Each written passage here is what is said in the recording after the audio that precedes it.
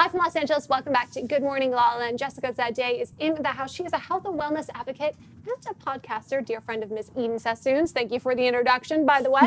So, Jessica, tell us about your journey because it's so inspiring. It really is. Thank you. I appreciate that. Thank you so much for having me first. And yes, the impetus kind of for all of this was I was on a friend's podcast talking about my recent gastric sleeve surgery, which I had at the end of 2018. And I've dealt with an eating disorder since I was 8 years old.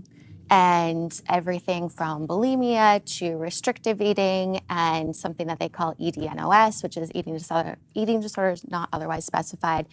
And I went on her podcast just to kind of open up and talk about it. And she had this overwhelming response. And she suggested to me, she said, you should do a podcast about this. And so I started doing that. My podcast is called The Real Housewife of the West Side, which is kind of a play on words because I do enjoy like the fluffy, what I call brain candy, the silly stuff. So I do, I have Real Housewives on and I talk about reality TV and that. But then on the flip side, I also talk about mental health and my journey post weight loss surgery, which I've also found that I started an Instagram just to document that. And there's so many women who have just had this surgery or they're considering it, and a lot of them have had a history of eating disorders.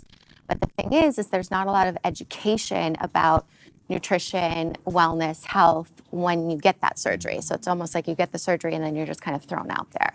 So that's one of the things that Eden and I are working on actually is creating a digital space community to really talk about health and wellness in an honest way, because I think there's still a lot of shame built around it. Mm-hmm. And even I'm very open about my history and I have no problem saying, yeah, I've dealt with eating disorders and depression and I take meds for depression. I have no problem talking about that, but I think a lot of people, there's still a lot of shame and kind of stigma around it. Wow, absolutely. I love the work that you're doing. Absolutely Thank love you. it. What are some of the things that you've learned now that you know now that you didn't know then that you wish other people knew, particularly about health and wellness and the procedure that you had? Yeah, one of the biggest things, and Ian and I were just talking about this the other day, is that I feel like there's this kind of notion that you do X, Y, and Z and then you're fixed. And it really isn't like that. And I think that, I'm a big goal setter. And I used to have this kind of mentality that, okay, once I meet this goals, I will be this or happy. And now I don't really think like that. It's more about, okay, what am I doing right now that I can enjoy? I do still set goals, but it's more about, not to sound cliche, but the journey and getting there. Yeah, you're right. It's kind of like trying to get to the end of the internet. Right. Never exactly. really happens. Exactly. So the best you can do is enjoy where you are now. Right. Yeah. And it's learning. I've learned so much in just even the past 6 months from these, women that follow me on my wellness Instagram who it's very inspiring for me to connect with them too, because it's like they're discovering this whole new world and it's interesting. And even the juxtaposition of talking about reality TV and silly things like that with mental health, because it really, everyone has their stuff. Mm-hmm. It's just, me personally, I think if you talk about it and get it out in the open, it just makes everyone, come together more and everything easier. Yeah. Has that been a struggle for you at all, being so open and so vulnerable very publicly? It has, and not so much now. I've gotten, honestly, a pretty good response and pretty good feedback now.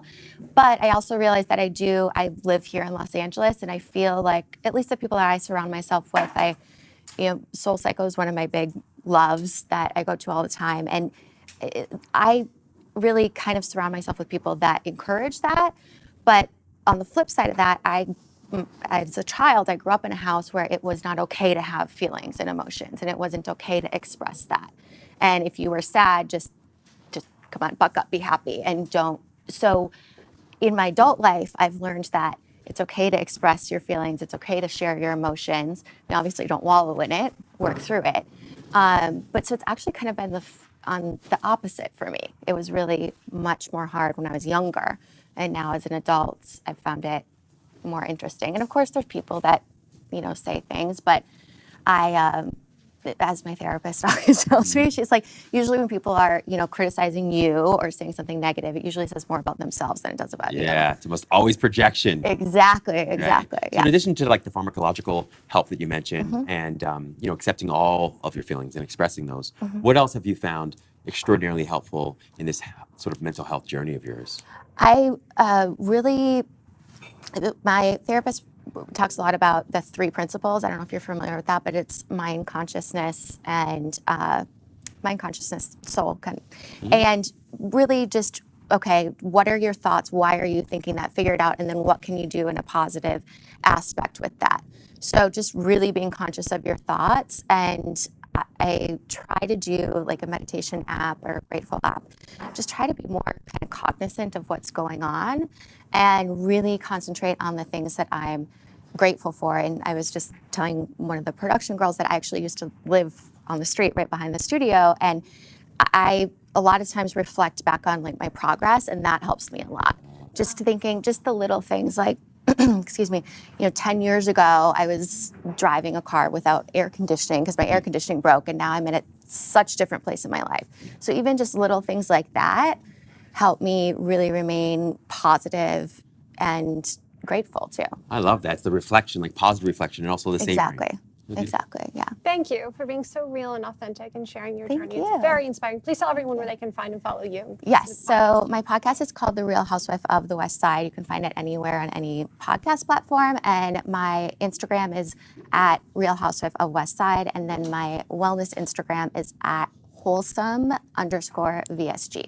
Fantastic. Thank you so much. Stay tuned. We'll be right back with more on Good Morning La La Land.